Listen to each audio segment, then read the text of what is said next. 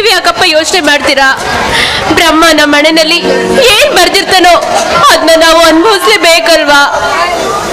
ಅಮ್ಮ ಮಗಳೇ ಜೊತೆ ಧೈರ್ಯನೋ ನನಗಿಲ್ಲ ಮಗಳೇ. ಧೈರ್ಯ ಯಾರಿಗೂ ಇರೋದಿಲ್ಲಪ್ಪ, ಅದನ್ನ ನಮ್ಗೆ ನಾವೇ ಕಲ್ತ್ಕೋಬೇಕು. ಅಮ್ಮ ನಾನು ನಿನಗೆ ಮೋಸ ಮಾಡ್ಬಿಟ್ಟೆ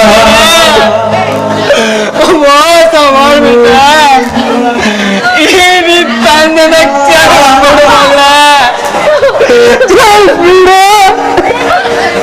ಅಪ್ಪ, ಇದ್ರಲ್ಲಿ ನಿಮ್ ತಪ್ಪೇನಿದೆಯಪ್ಪ? ಈ ಎಲ್ಲ ದೇವರಿಚ್ಛೆಪ್ಪ, ದೇವರಿಚ್ಛೆ. ಸತೀಶ, ನನ್ನ ತಪ್ಪು ಅಗಾಧವಾಗಿದೆ ಕಣ. ಮುಗ್ಗಾಗಿ ಅರಳುತ್ತಿದ್ದ ನನ್ನ ಮಗಳ ಮನಸ್ಸಿನ ಹೃದಯದಲ್ಲಿ ಆಸೆ ಎಂಬ ಬಿಸಿಲು ಕುದುರೆಯನ್ನು ಏರಿ ಅದರ ಮೇಲಿಂದ ನಾನೇ ನನ್ನ ಕೈಯಾರಂತ ಹೇಳಿ ಕೊಲೆ ಮಾಡ್ಬಿಟ್ಟೆ ಕಣ, ಕೊಲೆ ಮಾಡ್ಬಿಟ್ಟೆ ಸತೀಶ. ಅಪ್ಪ, ನೀವೇ ಹೀಗಾದ್ರೆ ಅಮ್ಮನ ಗತಿ ಏನಪ್ಪ? ಹೌದಪ್ಪ, ಅಮ್ಮ 3 ದಿವಸದಿಂದ ಒಂದು ತೊಟ್ಟು ನೀರ್ ಸಹ ಕೊಡ್ತಿಲ್ಲ. ನಾನೊಬ್ಳು ಹೆಣ್ಣಾಗುಟ್ಟಿದ ತಪ್ಪಿಗೆ ನಿಮ್ಗೆಲ್ಲ ಇಂಥ ಶಿಕ್ಷೆ ಇರಪ್ಪ.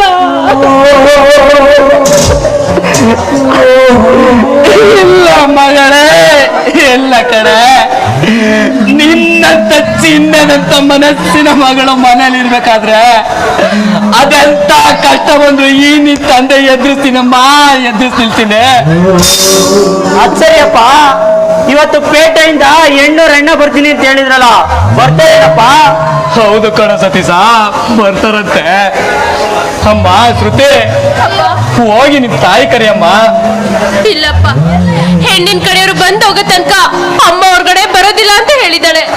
ಹೌದಪ್ಪ, ಶ್ರುತಿ ಹೇಳ್ತಾರೆ ಮಾತು ಕರೆಕ್ಟ್ ಆಗಿದೆ. ಅಮ್ಮ ಈಗಿರೋ ಪರಿಸ್ಥಿತಿಲಿ ಬರ್ತೆ ಅಲ್ಲೇ ಇರೋದೇ ಒಳ್ಳೇದಪ್ಪ.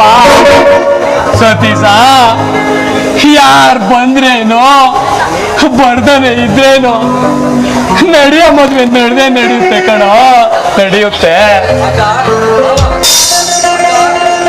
ಶ್ರುತಿ, ಅವ್ರು ಬಂದಾಗ ಕಾಣಿಸುತ್ತೆ, ಹೋಗಿ ಕಾಪಿ ರೆಡಿ ಮಾಡಮ್ಮ.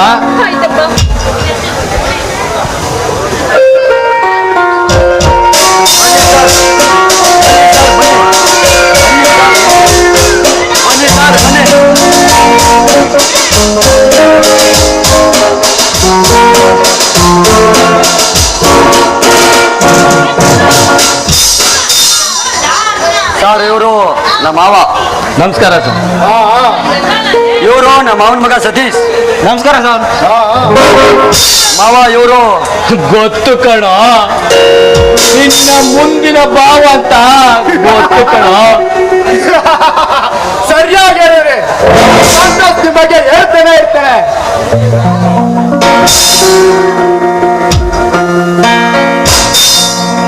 ಅಂದಂಗೆ ರಾಮಣ್ಣ, ಈ ಹುಡುಗಿ ಯಾರಂತ ಗೊತ್ತಾಗ್ಲಿಲ್ಲ. ಇವಳು ನನ್ನ ಮಗಳು ಶ್ರುತಿ ಅಂತ. ಓಕೆ, ಅಂದಂಗೆ ರಾಮಣ್ಣ,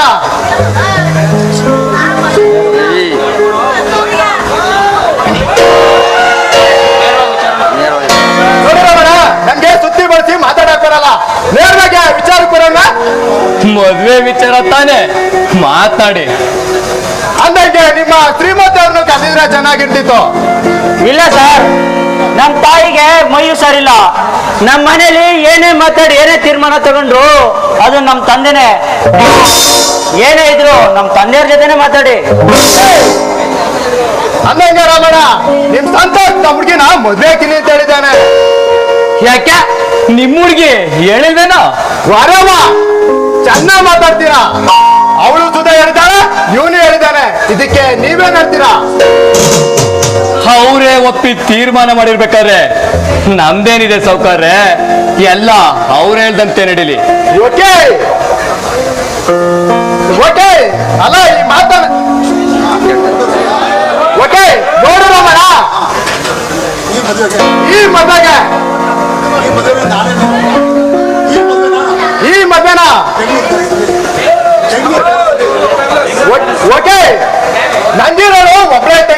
ನನ್ನ ಐಶ್ವರ್ಯ ಅಂತಸ್ತು ಹೇಗಿದೆ ಅಂತ ನಿಮ್ ಸಂತೋಷ ಆಲ್ರೆಡಿ ಹೇಳಿರ್ಬೋದು. ಈ ಮದುವೆನ ಮೈಸೂರು ಪ್ಯಾಲೇಸಲ್ಲಿ ಅದ್ದೂರಿ ಮಾಡ್ಬೇಕು ಅನ್ಕೊಂಡಿದ್ದೀನಿ. ನೀವೇನಂತೀರಾ? ಇಲ್ಲ ಸಾವುಕಾರ್ರೆ, ಈ ಮದ್ವೆನ ನಾನು ನಮ್ಮನೇಲೆ ನಡ್ಸ್ಕೊಡ್ತೀನಿ. ಇದೇ ನನ್ನ ತೀರ್ಮಾನ. ಓಕೆ, ಏಕೆ ಅಂತ ಕೇಳ್ಬೋದಾ? ನೀವು ಸಾವುಕಾರು ಜನ, ನಾವು ಬಡ ಜನ. ಯಾಕೆ ಅಂತ ಕೇಳಿ ಹೇಳ್ತೀನಿ. ನನ್ನ ಅತ್ತೆ ಅಂದ್ರೆ ಅವ್ರ ತಾಯಿ ಸಾಯ್ಬೇಕಾದ್ರೆ ಮಾತು ಕೊಟ್ಟಿದ್ದೀನಿ. ಅದೆಂತ ಕಷ್ಟ ಬಂದ್ರು ಸಂತೋಷನ ಮದುವೆ ಮಾಡೋ ಜವಾಬ್ದಾರಿ ನಂದು ಅಂತ.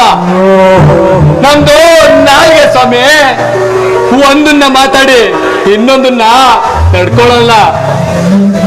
ಓಕೆ, ಅಲ್ಲ ಈ ಮಾತನ್ನ ನಾನು ಯಾಕೆ ಹೇಳ್ತೀನಿ ಅಂದ್ರೆ, ಈ ಮದುವೆಗೆ ಡಾಕ್ಟರ್, ಇಂಜಿನಿಯರ್, ಮಿನಿಸ್ಟರ್, ನಮ್ಮ ಮಾಜಿ ಮುಖ್ಯಮಂತ್ರಿ ಬರ್ತಾರೆ.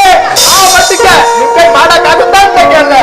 ರೇ ಸಾವುಕಾರೆ, ನಾವು ಬಿಗಿಡ್ ಮಾತಾಡಿ. ನೀವು ಶ್ರೀಮಂತ ಇರ್ಬೋದು, ನಾವು ಬಡವರು ಇರ್ಬೋದು, ಆದ್ರೆ ಒಂದಲ್ಲ ಕಣ್ರಿ, 100 1000 ಜನ ಕರ್ಕೊಂಡ್ಬಂದ್ರಿ. ಅವ್ರಿಗೆಲ್ಲ ಊಟ ಹಾಕೋ ಶಕ್ತಿನ ಈ ಭೂಮಿ ತಾಯಿ ನಮ್ಗೆ ಕೊಟ್ಟಿದ್ದಾಳೆ.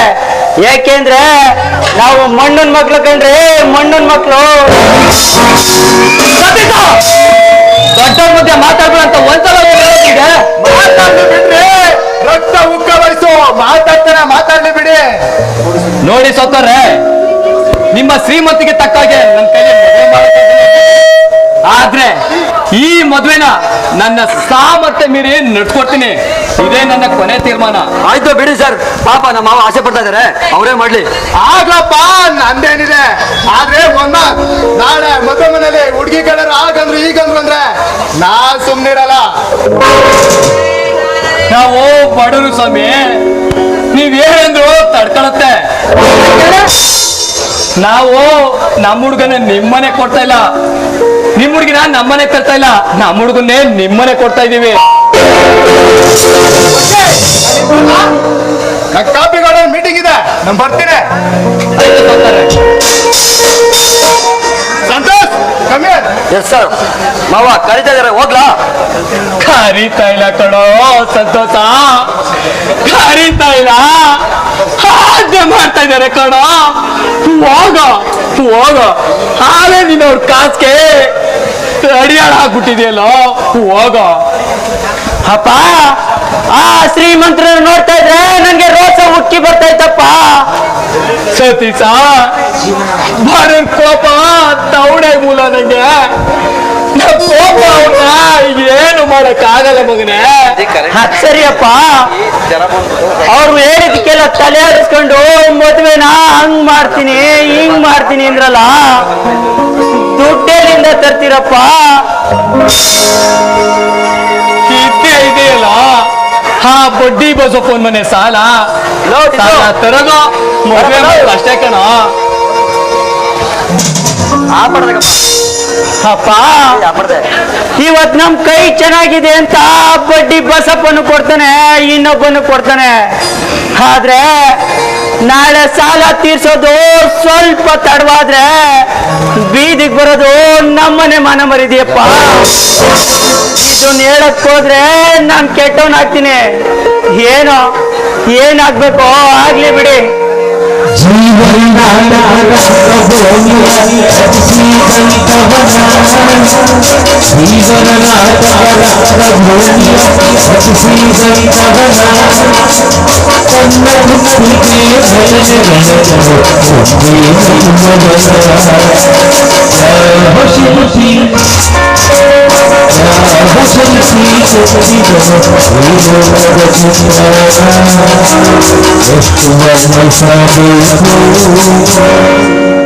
ಅವನ